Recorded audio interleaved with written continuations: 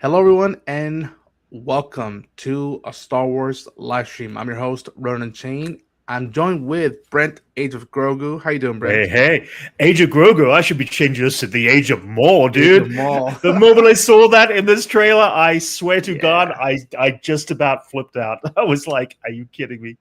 For those who don't know, we are talking about the new Star Wars Maul Shadow Lord trailer that dropped this morning. Quite unexpected to be quite frank. I didn't think we'd be getting one. They usually only drop like one trailer as a whole for these anime shows, so I'm glad that it's getting a push with the marketing, if you will. But folks, I highly recommend you go watch the trailer itself. It's an amazing trailer, and then come out and hang out with us as we break down what we got out of the trailer. And first, we'll start off with before we start even with Maul, because we are the day after the Oscars. Um, Huge night if you're a cinephile like us.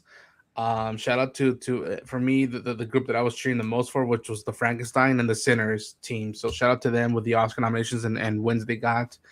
Um, but in relation to Star Wars, we got a little bit of Star Wars stuff in the Oscars. Brent, I don't know if you ever saw this, but like we got Sigourney Weaver and Pedro Pascal presenting a lot of the technical side of stuff. One thing I didn't expect was to Sigourney Weaver like shut out Grogu and tell Kate Hudson to get away from him, you bitch, which Yeah, was quoting her line from Aliens, and I was like, "Yo, uh-huh. ABC air that? What the fuck?" Yeah.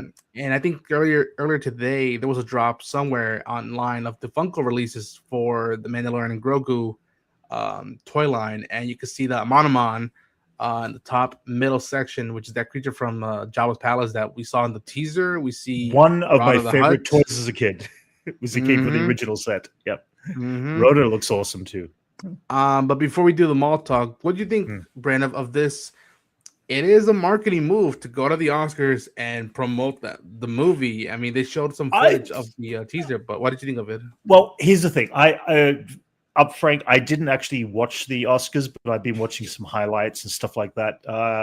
I was busy yesterday, didn't get the chance to, and so I've been basically watching highlights. The highlight with the Grogu puppet, though, surprised me because normally I don't think you normally would get something like that. I mean, when Jurassic Park won an award back in '93, they did a giant T Rex that came in and dropped the envelope off to the host and gave the envelope of what won best special effects, which obviously was Jurassic Park. But it's very rare that they will actually push a narrative of something that's coming out like that. And it's hey, wait, who hosted it again? Was it ABC? Who? Yes, ABC, Oh well, in that case, that explains a lot, right there, doesn't Disney. it? Yeah. Disney, they probably did. They actually. I wonder. I wonder what the conversation is like when it's like we have to put the puppet in because we're promoting our film, even though we're showing you the awards. I it's I was fine with it. I thought it was kind of cute. It was an adorable piece. Kind of fun to have Sigourney Weaver do the whole alien spiel and everything like that too. But it was fun. It was fun. We are 2 months and a week away from release, and Mm-hmm. I think we're supposed to be getting the new toy line release pretty soon. I'm Yep. just saying, man, what I've been telling you from the get go. I'm pumped for Mandalorian and Grogu. I'm pumped to see what the story Mm-hmm. is, but I just need Mm-hmm. more stuff of Sigourney Weaver as Colonel Ward. I need a figure. I need the Lego set. I need more stuff from Funkles. But speaking you, of merch, you need something like this, which look at actually that. just dropped in stores today. Micro Yeah. Galaxy Squadron, the toy line I collect, just dropped the Series 9, which is the Razor Crest, the new painted version. And I saw it on the shelf like first thing this morning. Knowing that it was coming out next week, I went to the stores on Sunday morning. I'm sorry, this morning, first thing, and it was there. It was on the shelf, and I was like, "Oh my god, I got it!" So I'm going to be doing an unboxing a little bit later with that, which is going to be really cool. And they Nice. actually dropped a few other things. I'm going to show you anyway. Go for They it. actually dropped the Y-wing and the TIE bomber set from Return of the Jedi, which they've actually put in the red painted Y-wing. And the really cool one that I really also like is they released the two set of both Vader's Imperial Shuttle and Palpatine's Imperial Shuttle. And they messed up the paint job on the first one. And you can see here, wait, other side, they see here the gray stripe that goes down the middle, which is Palpatine's shuttle identifier from the film. So yeah, they released a couple of series of sets, which I'm like, yeah, I've been collecting this line. It's so freaking cool. Anyway, but yeah, we are every week we get close to the release of this film, and I really hope it delivers, man. Like I'm pumped for it. Harrison James, hey Harrison James says, pump that trailer into my veins, baby. Yeah, we'll get to it. We'll get to it, man. Yeah. But yeah, I'm really hoping that the film delivers, and that it just expands on us wanting to know more about said characters, the planets, if you will, and yeah, it's gonna be a fun time. I'm gonna do my best. I talked to Brent about this. I'm gonna do my best to be in LA the week of release, so I can go see it at the at some of the popular theaters, just to be around that, to feel like what it was like back in '77, to be like, all right, we're getting a new Star Wars movie, and even us fans don't know, what the hell the story's about. We could put pieces together. But I am very eager to get that experience of being in the cinemas again and be like, okay, I don't know what you're gonna do for 2 hours, almost 2 hours and 20 minutes is the rumor runtime in Europe. Yeah, I saw that. Surprised me. Yeah. 2 hours, it's actually longer than I thought it was going to be. I honestly thought it would have been about 2 hours and 5 minutes or something like that. I didn't expect it to be that much longer, which was they've been recently trying to shorten down the length of movies because they feel that there's a lot of, it's about attention span, I think. And I'm fine with it being a 2 hour, 20-minute long film. I'm not expecting, Mozart here. I'm expecting a fun popcorn film. And as long as people go in and just, put their attitudes at the door and just simply go in to enjoy a popcorn film, it seems harder and harder for people to do that these days. They want something that's so in depth. It's like, you know what? This one's going to be a fun popcorn film. I'm hoping a little bit more for Starfighter next year. Because we'll be getting something really fresh and new. That's really new. And but at the same time, I'm looking forward to Ludwig Göransson's soundtrack. I want to hear what he does new for this one. 3-time Oscar winner now. Yeah, that's it. 3-time. It was of Sinners last night. Yeah, which fantastic. And I'm looking forward to just seeing a fun Star Wars film on the big screen, like you used to. Last one I saw, I think, was Return of the Jedi last year when they did it a re-release. I know it was Episode 1 actually last year. Well, Jedi and Episode 1 in the same year. I think they did a re-release. It was great to see both of them. But it's worth it. Anytime I'm going to see Star Wars on the big screen, totally there. I'm going to see this multiple times. Perfect excuse. Also longer than I thought, to be honest. Just with modern cinema, as Brent was saying, yeah, I think that's the angle they're going for. But the angle we are talking about today is Maul, formerly Darth, Shadow Lord. Brent, talk to me about this damn trailer. Okay, how'd you feel about it? Well, no, I didn't expect the trailer to drop. I was kind of surprised that it dropped so. Well, here's the thing: I was not surprised that this trailer was going to drop because they usually do drop 2 trailers for the animated shows. What I was surprised is that whenever they drop the animation show trailer for the second trailer, it's usually almost the same identical trailer as the first one. I think we got that with the Bad Batch when we got some of the shows. They didn't show too much more beyond the main trailer from memory, at least. So we got a lot of new footage in this one. I can't wait. I'm glimpsing all these different characters that were shown in the first trailer, but I have no context to the what the plot is really going to be. And I think my main thing about this is that you are advertising on Disney Plus to a kids show that is about the villain, and there's no sugarcoating the fact that Maul is anything but the bad guy. He may have his own rules and he may have his own perspectives and points of view, but he's going to be, pulling in a Padawan, I assume. He is going to be, burning their beliefs in what they thought the Jedi were all about. And this is the main thing. This is not like Ezra Bridger and Darth Maul. This is going to be like Darth Maul and his new, apprentice. And feels like it's going to be dark. I mean, dark enough that how do you spin the light on a dark character? Because they can't do that, and I'm excited to see that. But at the same time, if you're trying to sell this to kids, I don't know how that's going to work either, and how it's going to Right. turn out. I'm curious. It's not about how I don't know. I'm curious to see how it works out, because Yeah. you know, is this going to be an adults only animated show where it's just about are kids going to be interested in this? Yeah. Who knows? Listen. Well, we're gonna watch in a bit, right? I'm gonna set it up before. I want to take some comment section, but like, I got the vibe of Andor to an extent. It was like yeah. it is like a horror movie, which I was like, Yeah, yeah, baby, like do more of that, please. And we got Columbia Rica 31 says that yes, I watched the trailer multiple times now. I can't wait. And the famous YouTube channel SWFT is going to do a Maul tribute that goes from the Phantom Menace to Maul Shadow Lord, which would include Clone Wars. I'm excited to see that tribute. Right on.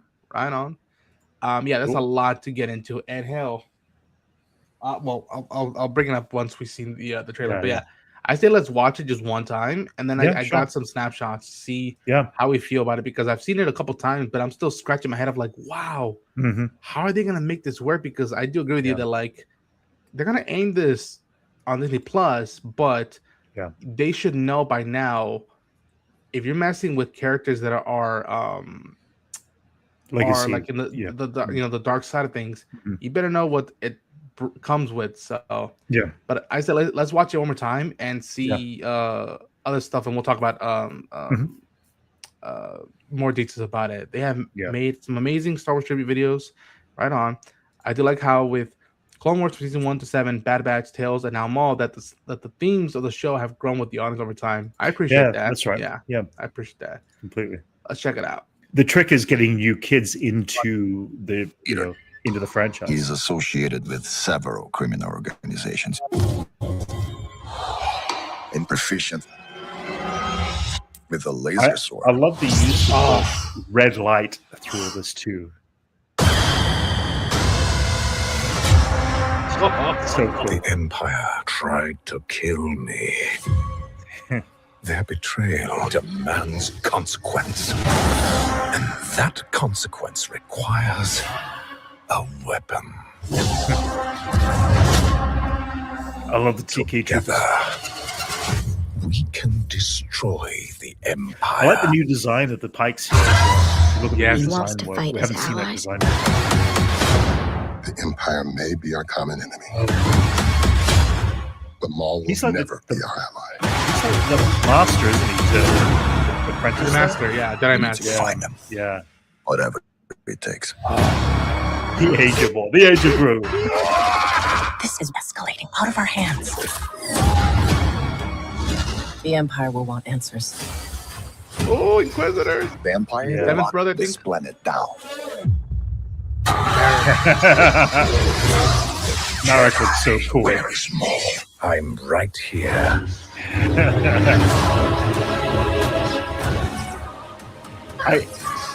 I'm excited to learn more about Narok as a character, because this is the first place we're going to actually get that. Look at that! If you still frame on that piece of imagery, Just thinking of do with close up. So good.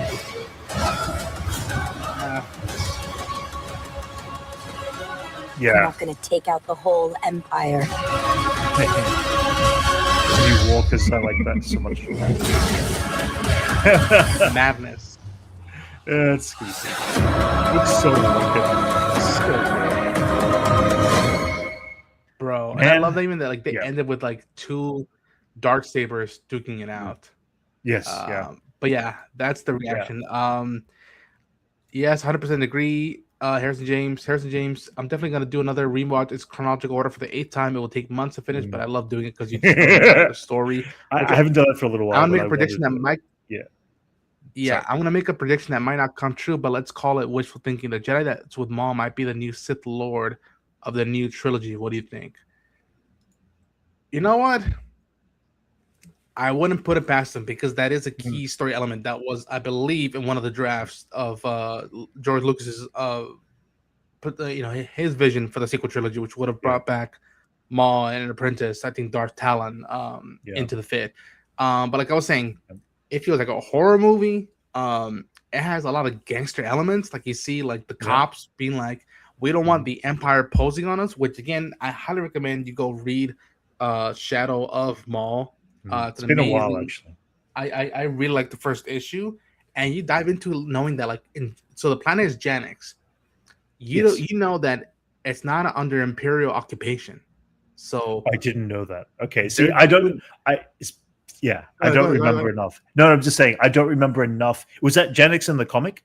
It's Janix in the comic and in the. It's been a while. Planet. I forgot. Yeah. Okay, that's the name of the planet that I'm assuming the story will take place highly. And you see that like the cops are doing his best, and how the dude being played by Wagner Moura, Oscar-nominated Wagner Moura, plays Brendan Lawson.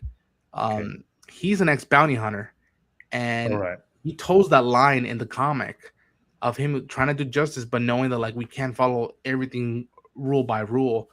And again, you sense that pressure on him of like, okay, we're hunting down a guy that's associated with the crime syndicates, and he's proficient with a laser sword, and you could just tell that he wants to keep the order, but doesn't want to grab enough attention to get the Empire down on their planet, because once they get down on the planet, it's up Schitt's Creek. Like it'll be martial law, the whole shebang.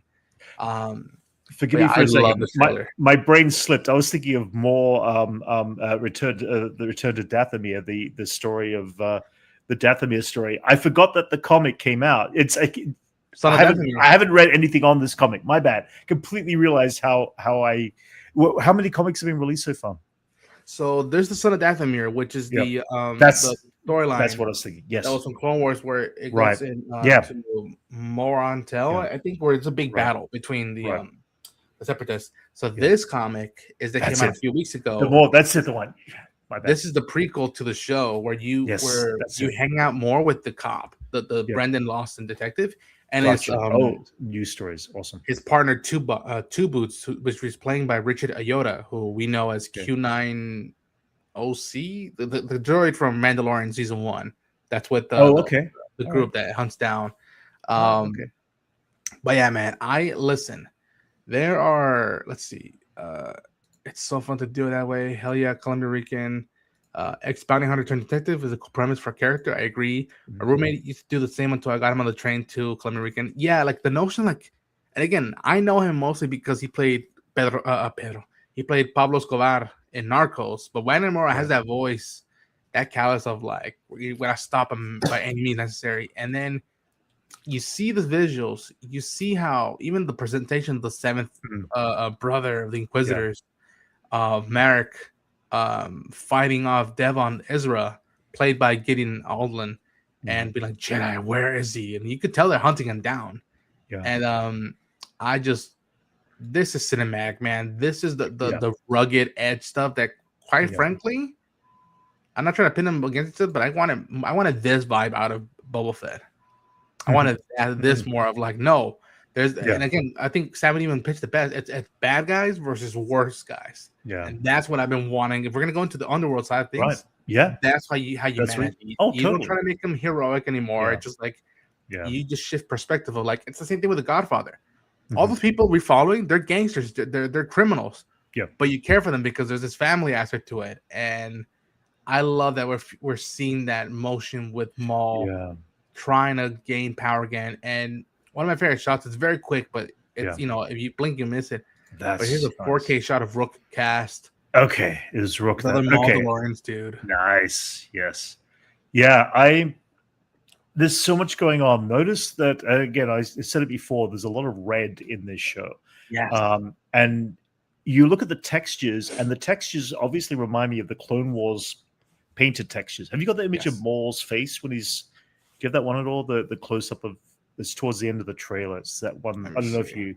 Yeah, I don't know. It's just a great image of the paint work that is done on the actual character, and you can see it is very similar to the Clone Wars, but there is something very different about the stylization of this, and it's very different than the Bad Batch, which had some of the most gorgeous background and character animation, I think, to date on any of the animated shows.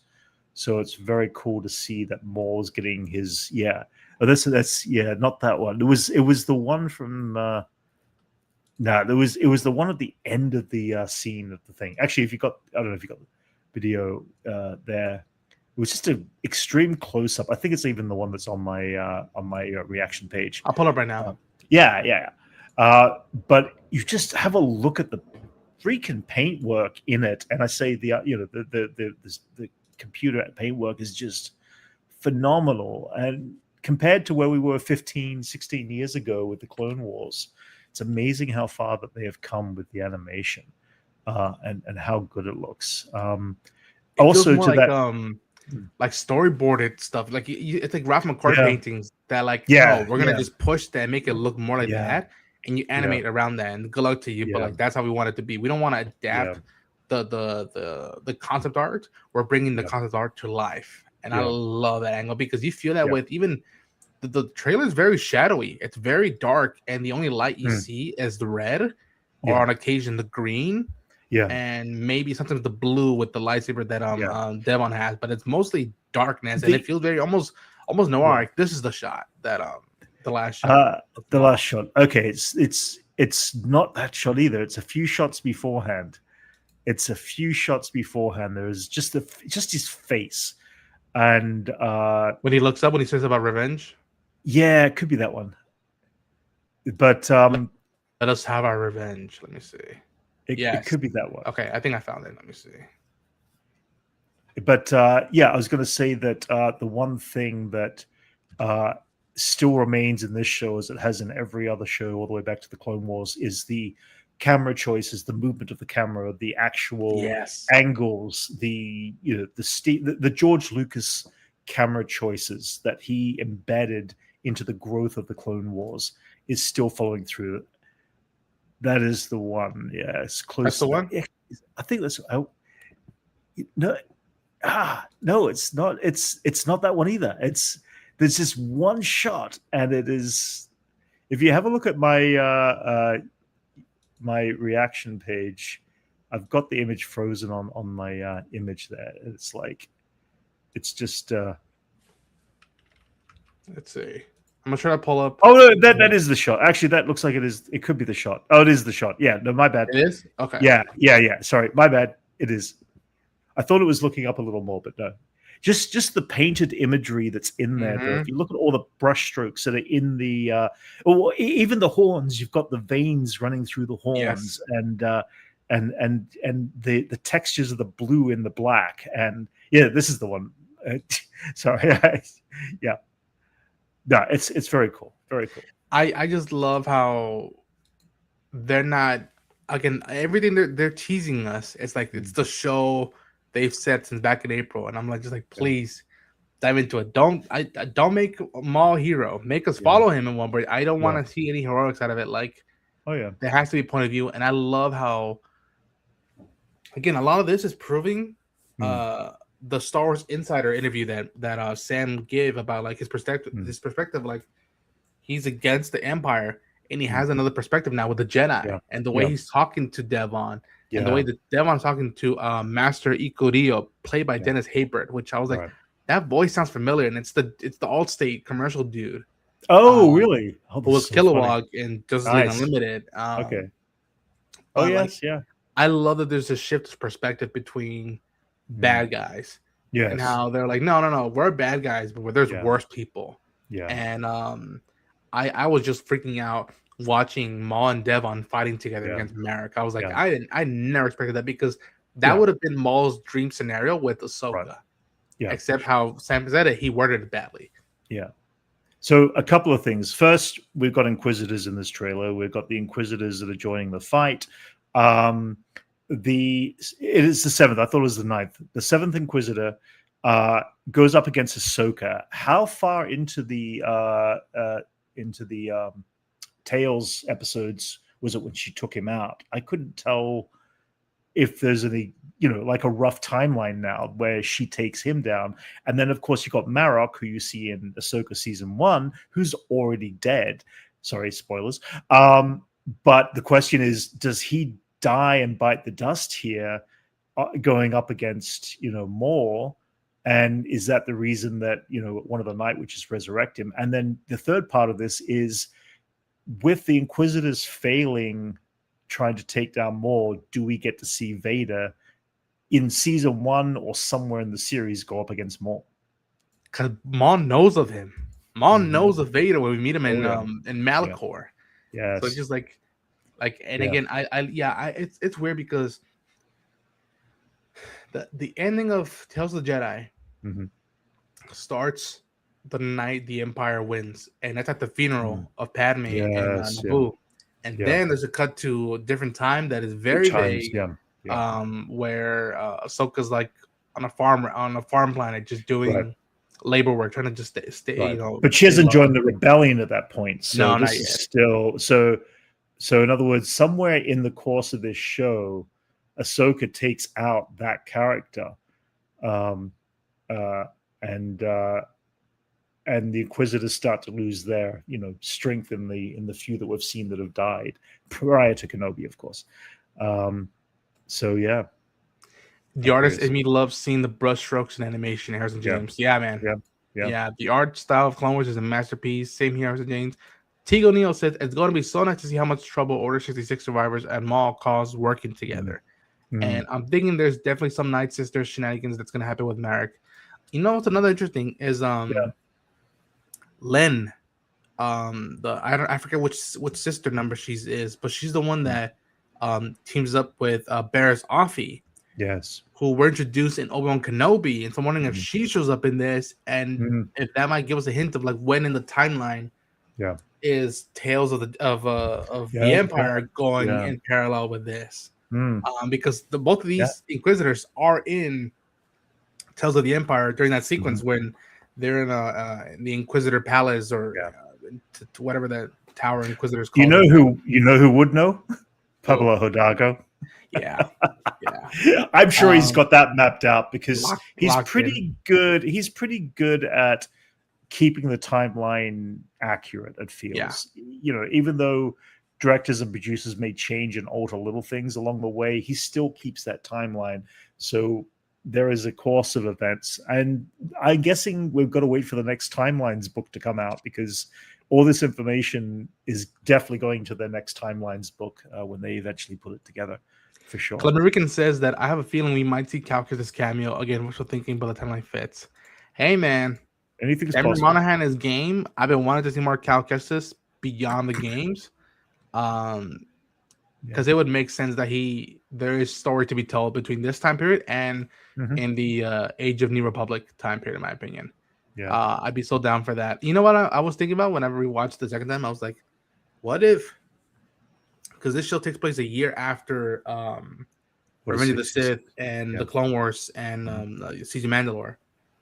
What if this is the first quote-unquote official punch of resistance, of rebellion against the Empire? Now, granted, they're not expecting it to be another dark side user, right? But and again, I'm not expecting to see Luthen Rayo and Clea or others starting to like mingle with this, but like the way Andor was expressed to me is that like sometimes the rebellion had to muddle in the gray in order to achieve the greater good, and so I wrote down somewhere. I'm like, what if Maul doesn't start the rebellion? Because the rebellion fights the war, the Galactic Civil War, and they win the war. He doesn't fight with the rebellion. But what if, in essence, he's like, all right, the rebellion, you might fight this war, this Galactic Empire, this Galactic Civil War. You might fight it. You might win it. But I want to throw the first punch. Possibly. I mean, I look at it as more as power. It's about power. He's always said that. Even, in Rebels, it's about power and control. And he just doesn't want to give up the control and the power. And the fact that I feel like there's the personal vendetta, and then I'm curious to the other side of it, which is the syndicates and how they all kind of forge into this. Do we get to see that story in this particular story arc? Because it seems a little bit too early, Well, maybe it's not too early actually, It's 10 because episodes. Solo. Yeah, maybe. Again, depends on how many seasons they go with. Because Solo is what, Yeah. 8 years, 10 years before. Yeah. And he's fully established in with the syndicates at that point, and created the what's it called? Oh, Crimson Dawn. Crimson Dawn. Yeah. I would be fucking. It would, in my opinion, it would be a missed opportunity if we don't get a cameo or a few scenes between Maul and Dryden Voss, Paul Bettany. Yeah, I agree. They have it. They have a model. We saw a model in Season Mandalore. No lines, but like he's there, and it's like, yo, use him, because we see the Pike Syndicate here. Yeah, at one point it seems like they're fighting off against them, which means like, okay, there was a real vacuum struggle of power when the Empire hit on all corners. Even though Maul told him go into hiding because right now is not the time. Calamarican says that imagine the duel between Calcus and Maul. We can finally see how powerful Calcus is once putting him on an actual duel with Maul. Damn, that would be so damn dope. Tingle says, as a sci-fi horror series, this is a dark fire Kickstarter that what starts in the dark that could lead to everything else. Potentially. Yeah. Ronan Jane, I'm sorry to just multiple times, but I would love to see you and Brent react to the Darth Porg hatred video. It is an awesome Maul tribute that will fit in the convo. Right now we have to go. We're gonna be wrapping things up soon, but you know what? I'll make a note and I'll look into it. And if it's something that's not too long and it's connected to this, then we'll bring it up when we do our coverage for Maul Shadow, because I'm going to push for it very hard and see if we can make it work out, that we will do a weekly stream covering each new episode of Maul Shadow Lord for the Syndicate podcast. And Harrison James says that I forgot his name, but the Balls Fallen Jedi in the first Calcus game on Dathomir could make an appearance too. Maybe. I mean, we did see Zabrax. And it's like 8 minutes long. Okay, I'll look into it. But yeah, we have to go today. Unfortunately, we couldn't do it today. You brought him up in your reaction, but there was this guy with a deadly gun, with like a fully loaded gun. Yeah, that Zabrac's name is Icarus, and he's being played by Steve Bloom. Oh, really? Yeah. Okay. Ooh, yeah, nice. And Merrick is nothing about this character except for that one shot. It was like, ooh, it's another Zathrax. Yeah. He's wearing like a little like a bandana, if you will. Merrick is being voiced by AJ Locascio, who voiced Gambit in X-Men 97. Oh, okay, all right. So that's cool to see that. And that's obviously, cool. Like I was, I pointed her out later on, like early on, but like Rookcast, Vanessa Marshall, the Queen. I'm hoping we see more of Rook as well. Yeah. I'm hoping we get to spend time with more with Rook to see where she feels about where she's at in this galaxy at this time period. But that would be nice. Folks. Ayo, mon ami. Yeah, exactly. But we're gonna be wrapping things up soon. Brent, do you have any final thoughts on the trailer? Anything that you wanted to highlight more? I mean, no. I'm just ready for the show to drop. Give us no more. Don't show us anything else. I just want to start reacting to these episodes and checking them out and seeing what kind of love I can get for the dark Sith, the dark Jedi kind of vibe that Maul. What is he going to call himself? What is he? I guess he's just going to be straight out Maul. But it's like, he still draws from the dark side, but he's not going to call it, the Sith. So does he create a new religion out of this as well? Is the other thing. We don't know how this is going to play out. So who knows? Also I want to highlight that my favorite shot probably of the whole trailer was this shot. It's like him walking out of the shadow, and like when the editing felt like a slasher movie. It felt like Halloween. It felt like Michael Myers with a lightsaber. Which I love that a lot. Let's see. The Darth Maul Chronicles continues this April. Yeah. Are you doing a watch party or post-react video? I think we are going to have to do a post-react video stream. Again, these episodes drop on Monday night, right? So, and there's 2 back-to-back, so it makes it hard. I heard from Luke. I forgot his name, but he's another YouTuber who, in his post, he was saying Mondays at 12 a.m. Yeah, which I'm like, it's early in the morning, which I'm like, oh shit. So we might have to do streams either that day or the following day. I'm trying also Probably not the just us. following day. I mean, yeah, because work is also the thing we have to contend to the You have next to day. contend to the so that's why I wouldn't be able to do unfortunately a watch party live stream Columbia because timing, work, and also it's not just us that are gonna be trying to do the weekly live stream. I'm trying to get other fellow fans, friends, and content creators to talk to get about, and it'd be our own syndicate collective talking about Maul Shadow because there's just so much, and again, 10 episodes in a span of what, 5 weeks? It's a lot. And it's a lot to ask to get everyone together in the same room. That's exactly. And people's time zones, so we have to take that into consideration. April 6th can't come soon enough. I agree. Same. Oh my god, I'm so damn excited. Yeah, I agree. But yeah, folks, that'll be our Maul Shadow trailer breakdown live stream. I really dug it.